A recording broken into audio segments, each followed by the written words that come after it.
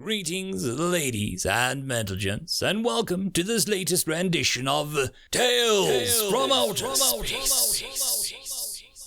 Taken from the subreddit HFY. All the relevant links will be down below. And as always, I hope that you enjoy, and if you do, please consider supporting the channel. Now, on to the science fiction. Story number 1. The Natural Directive, written by 3 ducks in a man-suit. I have no name. Names were for lesser beings, things traded between interchangeable mortals. I am me. All that know me do not forget who I am. I need no name. All the same, I could not help but smile as my beloved children tried to give me one. At first, it was something as primitive as a grunted noise from a creature that scrambled in the mud. Sometimes that noise came in gratitude when they discovered an unexpected food source, a grunt of gratitude. Other times they made the noise in despair when disease claimed the life of their companion, a grunt of accusation. I knew then that I had already won. An unimaginable stretch of time to get to that point. Patience beyond the understanding of any tiny ones. Now, the beginnings of my victory were here, scribbled on cave walls. What little awareness I had of my sisters told me they had failed where I had not. Some loved their life too much. They coddled it, giving it every comfort. The result? They stagnated, never advancing from the life of comfort that they had. Free of disease I inflicted mine with. Free of the conflict I inspired with rare resources and the occasional quiet whisper in the right ear. They forgot how to fear, forgot how to move forward. Others were too harsh, too careless. They punished their life with no patience, sending great storms or plagues with no time to recover.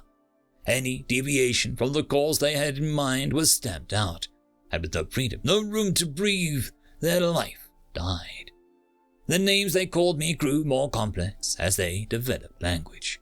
My existence to them became something more formal. They would paint a rock with crushed plant fibers and gather around it, using it to signify something they couldn't understand, but knew to be there. As they became smarter, a half-understood noise of recognition became a story. They gave me an appearance, a myth. They taught their children, and the myths evolved. They couldn't agree on what I looked like, what I did, whether I was good or evil, male or female. So they divided me into many. They fought wars over me. This was good. I carefully encouraged their battles without ever letting any one faction grow completely dominant, never allowing total peace.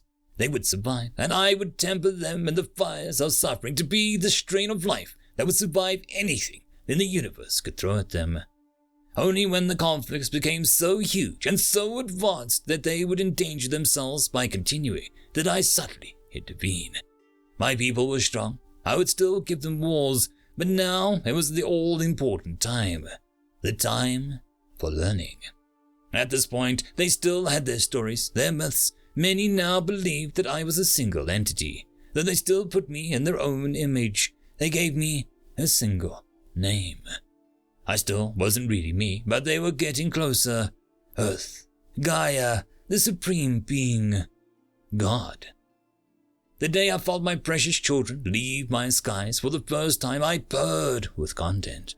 When I felt them lay their tiny feet upon the moon, my heart sank with joy. I crowed my victory to my living sisters. The closest of them, the being my children called Mars, wailed in despair. She had failed long ago, doomed to watch as I crossed every hurdle, passed every line. Soon my life would be upon her, then she would be mine. My children were limited by their technology, rockets that could take them only so far, but I knew they would push forward to something greater. The progress they made in just the past century was huge. What could they do if I gave them a millennium of peace? But I knew that I must not. The sisters I could sense had all failed to cultivate life upon their bodies that could reach beyond their protective embrace. But I knew there were planets beyond my sight, planets that I could only see once my body extended across the solar system and beyond. I introduced new conflict. You will stay strong, my children. You will be mighty enough to defeat the children of lesser worlds that might challenge us. My children, my love, my humanity. Do you remember, brother, the day we first stood on the Martian surface, the first humans to walk on another planet? Years of training for this moment. The world was watching, millions cheering for our achievement, calling in a new age of the great space race. If only they had known. Do you remember the way the planet shook, like an earthquake, not at the ground, but in your heart, in your very soul? The feeling we felt that day.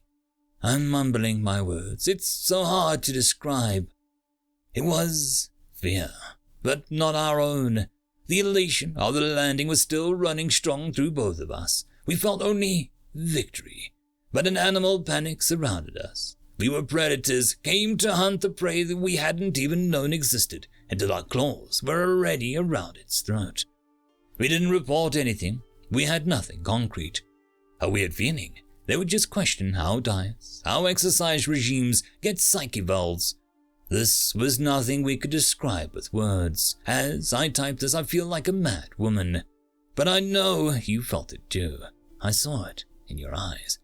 Do you remember the first samples arriving? The genetically modified algae the eggheads said would oxygenate the atmosphere. God, the way it spread, I'd never seen anything like it.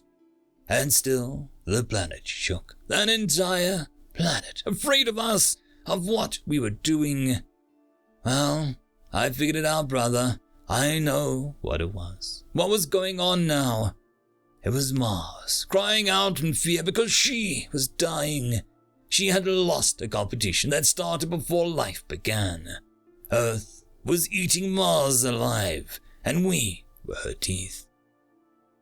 End of story. Story number 2. The Button, written by Despair.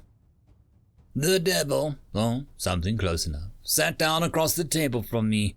He reached into his shirt pocket and pulled out a plastic box, about 6 inches on each side, with a big red button on it. If you push this button, he explained, you will receive $1 million, and someone you don't know will die. You know, I said, I think I've seen this Twilight Zone episode. What is a Twilight Zone episode? A TV show, fiction, so I thought, specializing in scenarios like this. Let me guess, if I do push the button, as soon as I get the money, you go away and offer the same deal to someone who doesn't know me. That is also what I'll do if you don't push the button. You cannot affect your odds of survival that way, the devil said, then added, but your odds are good. The button kills at random, and I'm only going to be offering it to a few thousand humans.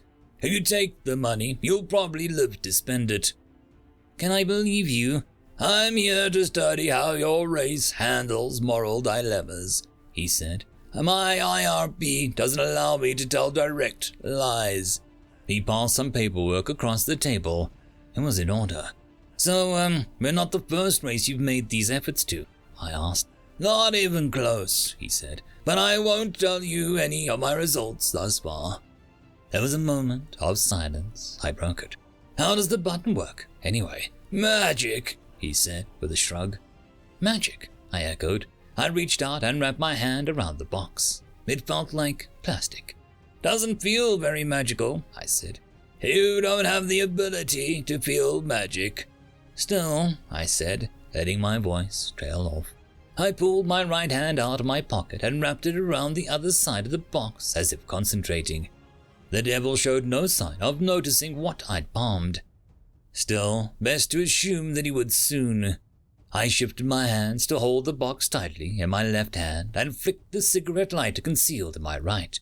The box caught alight quickly, and the harsh smell of burning plastic filled the air. Still, I held it tight in my left hand. What have you done? The devil demanded. Fire destroys magic, doesn't it? I said calmly. How did you know? It ground out between clenched teeth. I figured entropy is the ultimate rule of the universe, to which not even you are immune. Also, I read the Dresden Files. A flame flicked in my left hand, so I pulled it away. The box was well beyond saving anyway. "The Dresden Files?" the devil asked, exasperated. "More fiction." "Meet humanity," I said with a smile. "The genre-savvy race." End of story. And that, my friends, concludes this video. I hope that you enjoyed, and if you do, please consider supporting the author, even by popping over and leaving a thumbs up or a nice comment, just to show your appreciation for the story. However, if you wish to support this channel, there are links down below which will help immensely. I will see you all in the next one, and until then, I hope that you have a fantastic day. Cheers.